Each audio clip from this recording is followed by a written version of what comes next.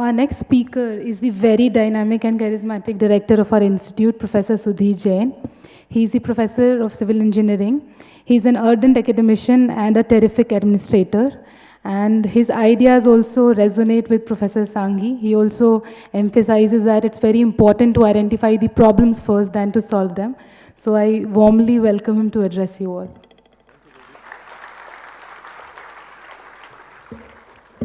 My dear new students, their parents, ladies and gentlemen, this is the 10th batch of students that is entering into IIT Gandhinagar, and 9th batch of students that is entering into IIT Gandhinagar under my watch, under my care.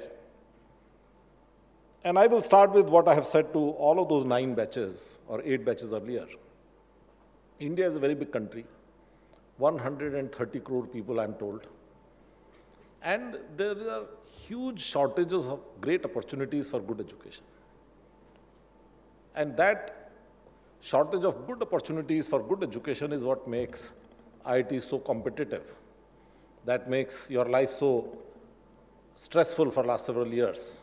Because if you don't get into IIT, you feel that the next step is a little bit problematic. And therefore, if you are amongst the top 8 or 10,000 students in a big country like us, 130 crore people, you're extremely privileged, you're extremely bright, you are the best. And therefore, we at IIT Gandhinagar take this as an enormous responsibility. We say that if this country has given the best of its 180 young boys and girls who are going to run this country, who are going to be managing this country, who are going to lead this country, because they are the best, then it is our responsibility to make sure that we give our best efforts to prepare these 180 students to lead this country, to lead this great civilization that India has always been. One question that I have always asked these collected students, and I'm going to ask again, is there any student here, even one student out of 180, who really wanted to come to IIT Gandhinagar? Who really did not give one student, okay, anybody else? 2, 3, you did not give 4, you did 5, you did not give any other IIT other than IIT Gandhinagar as your first preference, above IIT Gandhinagar preference. Are you sure? I'm going to check your record, okay? Because ethics is very important, you have heard from our people. You mean to say that there are several students in this hall who gave IIT Gandhinagar as the top choice, above that there was no other IIT written? Wow, there is something interesting happening here. This is the first time I'm hearing that. Basically, what happens to rest of the 180 students? Even if 5 of students are here who gave IIT Gandhinagar as their first choice, 175 students here, ladies and gentlemen, are here in this room who don't want to be here. Who are regretting that if they had solved one more silly problem right in physics or math or chemistry, they could have been at IIT X, Y, or Z. Am I correct? My challenge is, my faculty's challenges, my senior students' challenges. I want 5 weeks from now, 6 weeks from now, 6 months from now, all 175 of you say, I was so damn lucky to make that mistake in physics or math that I ended up in IIT Gandhinagar.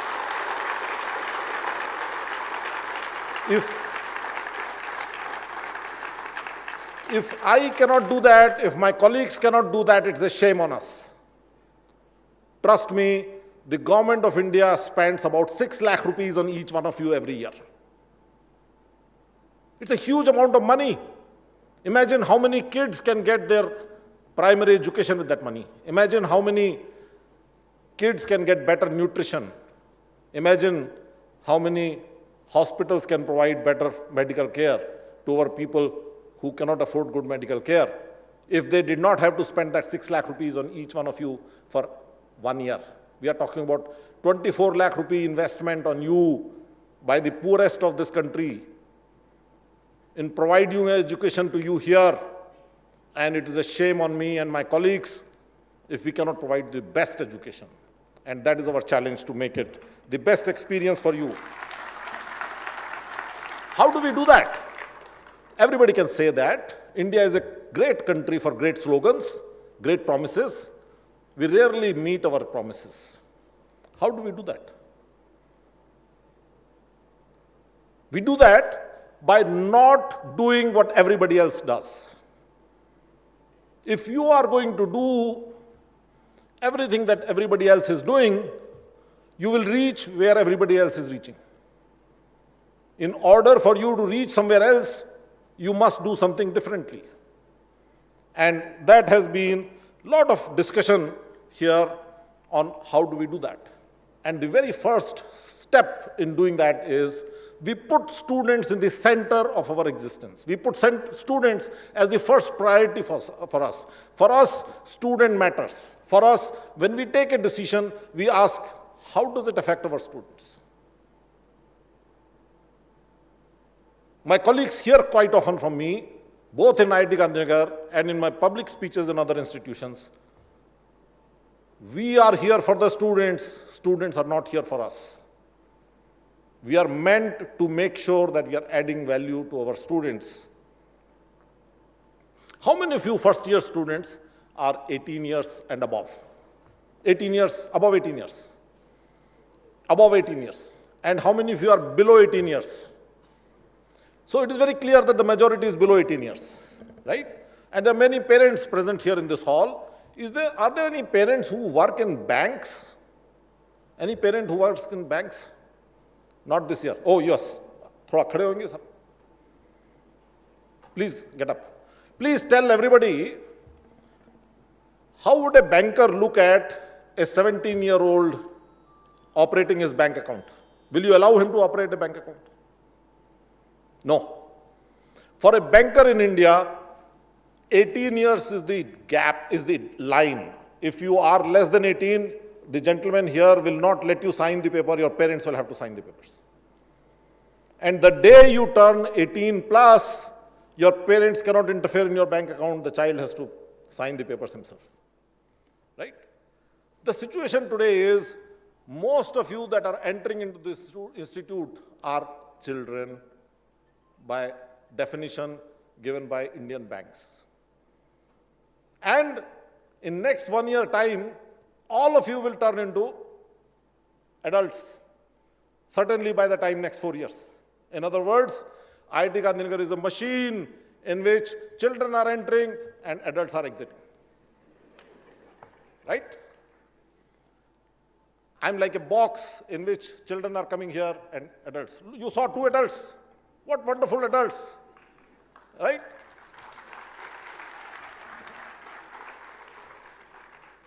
I might have pictures of both of you on video. I might have a video recording of both of you when you came here like these guys, okay? How do you turn children into adults? How do you turn children into good adults? I can do it 2 ways. During the 4-year process, when you are turning from children to adult, I continue to treat you as children. What will happen? It is like pulling you back. You're moving towards adulthood, and by treating you as children, I'm pulling you back. I'm causing stress in your life. You hate me, I hate you, and we have stress. The other way could be, you want to become an adult, that is the natural phenomena, and I treat you as adult, which means I'm pushing you towards adulthood. There is a consensus that if you are trying to turn children into adults, it is much more likely to succeed to make you a responsible adult if I treat you as adult, not as your children. And that is what some of my earlier speakers have said. We will treat you as adults. We will ask you to take decisions. We will ask you to take responsibility. We will ask you to take consequences of your actions. What some of my speakers said, it will help us if the parents cooperate and they also start to treat their children as adults. If the moms stop calling the child, say, beta, nashta hua ki nahi hua, kha le beta, so ja, उठ जा, lunch हुआ कि नहीं, बेटा एक रोटी खा रहा है, तबीयत खराब हो जाएगा, 3 खाना चाहिए, right?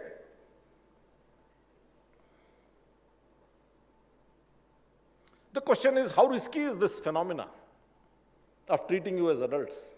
Well, I would say we treat you as young adults. What is a young adult?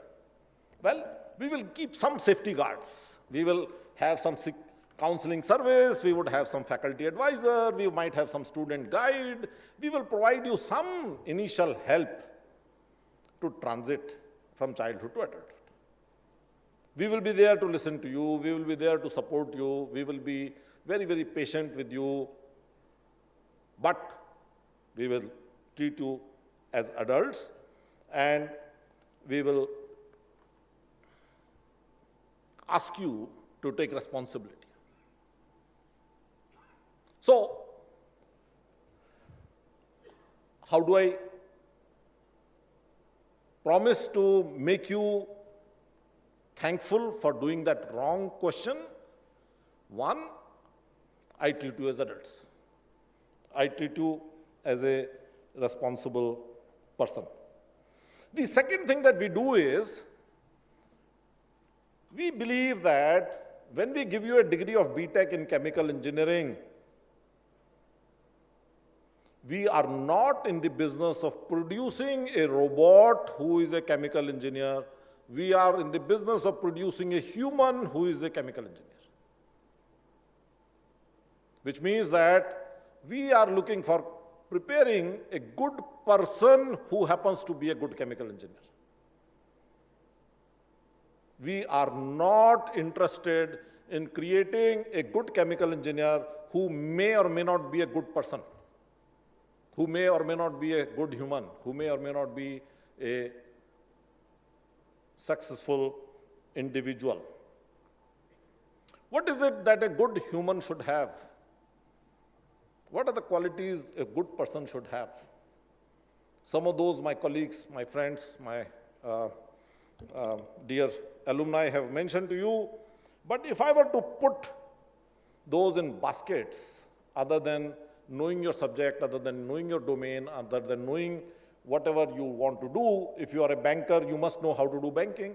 If you are a pilot, you must know how to fly the plane. Of course, you must know that. But other than that, what do you need? In my view, what you need, I can put it in 3 baskets. One is values and ethics. If I'm hiring an engineer for maintaining this auditorium and my infrastructure, would I like to hire an engineer who is a very good engineer, but who lies, who doesn't tell the truth, who has financial weaknesses where he takes some money from the contractors, where he may write something which may be wrong on the files? Answer is no. Because if I hire such a person, he will not only go himself in the jail, he will jeopardize my own safety. The second thing we need is attitude.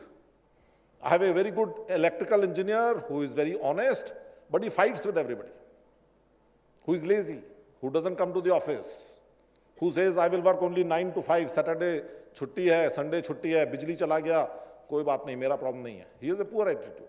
Do I want to hire him? No. And what is the third skill? Third thing you need is what I call as a life skills. Life skills means being able to do things to live well. For example, Professor Jain asked, how many of you have cleaned your toilet? Well, cleaning toilet is not so important. What is important is, are you capable of cleaning your toilet and living in a hygienic conditions if somebody else is not cleaning the toilet? Are you able to cook food and eat and remain healthy? In good old days, they said horse riding was an important human skill. Today, motorcycle riding or car riding might be an important skill. Managing your money may be an important skill. Being able to speak, being able to discuss, being able to lead a group may be a good life skill. So we at IIT Gandhinagar would not only teach you chemical engineering, but we would emphasize a lot on making you a good human, which will bring you life skills, which will help you build good attitude, which will build good ethical values. If you have a poor attitude, why poor attitude? Because you have learned that from your environment, you have learned that from the rest of the society, maybe you have learned it from your friends. Somebody will counsel you and say, this is not a right attitude. This is not the way to deal with things. If we see you cheating in the exam, we will see that you are off from this institute for at least a semester so that you can meditate and think whether cheating was a good idea. We will be ruthless if you find that you are compromising on values and ethics.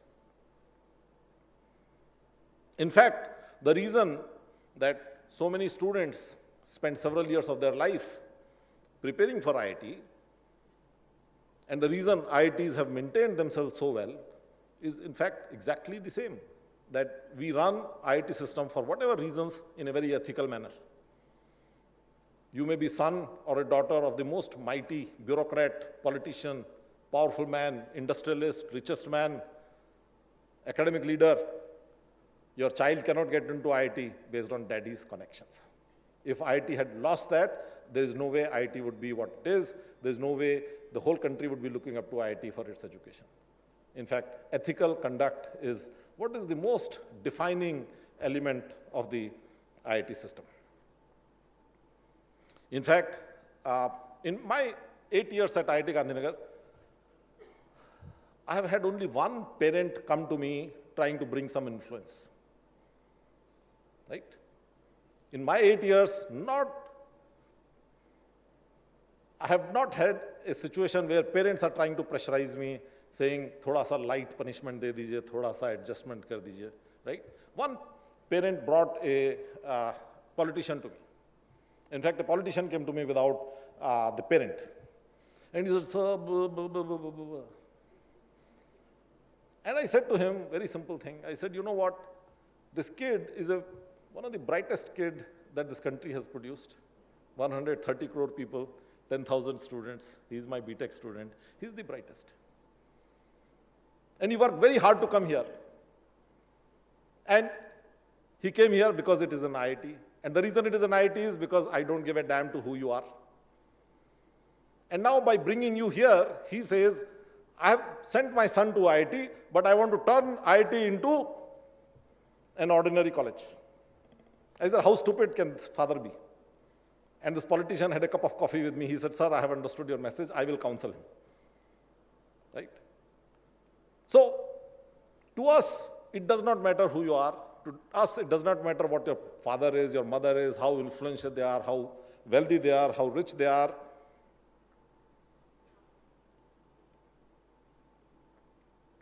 The commitment that Professor Jain mentioned, the strong counseling, the strong mentoring, the strong peer support system, the strong support system of the faculty, I think is unprecedented. I wish when I was a young student, I wish I had those kind of systems. But he mentioned something very interesting, and that is something I want to expand a little bit. That is about financial assistance. Way back in 2009, Professor Jain and I had an understanding, and we have been able to stand by that understanding, that if this country is going to give us the best kids, in that case, it is on our responsibility to make sure that no student has a disadvantage here because of his background. As far as IIT Gandhinagar is concerned, you may be the poorest of the student, you may be coming from the most underprivileged background of whatever kind, we will make sure that you have no disadvantage of that. Which means that money doesn't speak in IIT Gandhinagar. Which means that if you really are coming from a family where you really need financial help, Professor Jain is fully authorized to make sure that you get money. How you will get money, it's his business. Not your worry, not your parents' worry. Whether it is a scholarship, whether it is a loan, whether it is a refundable loan, whether it is an interest-free loan, doesn't matter. We will make sure that the child is taken care of. In fact, we will refuse to develop any program in IIT Gandhinagar which will give preference to students from financially wealthy background over students who are financially weak. And we've been able to do so because there have been a lot of initiatives that we have made to reach out to people, to reach out to corporates, to reach out to philanthropic organizations. We have been able to bring a lot of money from outside, saying that here we are giving the best possible education to the best possible students that this big country has given to us, and we want to make sure that the poorest of the student of IIT Gandhinagar is able to work at the same level as the students from the richest background. And there have been many organizations that have been very, very generous in giving us money to deal with that particular situation. And therefore, what is also important for us is that we don't want any frivolous applications. If Professor Jason says that for this scholarship, the income limit of the family is 8 lakh rupees, it means 8 lakh rupees. It means that if your parental income is 10 lakh rupees, please don't fudge the documents, don't give him false documents, because he's going to be very harsh with you if it turns out that you're fudging documents, if you're giving false documents, if you're giving false declarations. When institute is going so much out to help the students, we expect students to also take adequate responsibility in conducting with us in a very, very responsible manner. We have had a number of batches of BTechs that have graduated starting from 2012, and in next few days we will be having convocation of the students that came to the institute in 2013, and therefore it has been now almost 6 batches, I would say 6 batches that have graduated, and the results of what we practice, what I told you in essence, have been outstanding. They have been delightful. The results have been amazing. The success that our students have made in terms of what they have done after they have graduated, the success of our students, how well they have been received by the world outside, whether it is jobs, whether it is higher education, that has been absolutely delightful experience for me, and I would therefore like to hope that this batch, the 10th batch, would be equally successful. You will do well.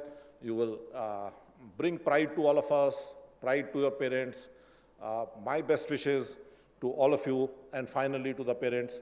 Please don't worry about the children. We will take good care of them. Leave them alone. Allow them to take decisions.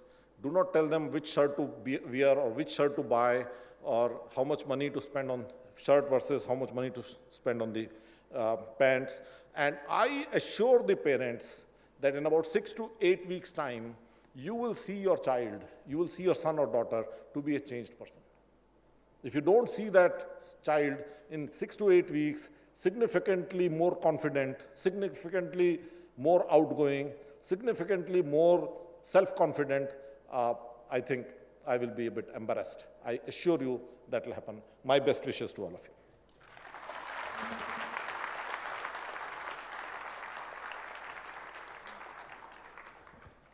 Thank you.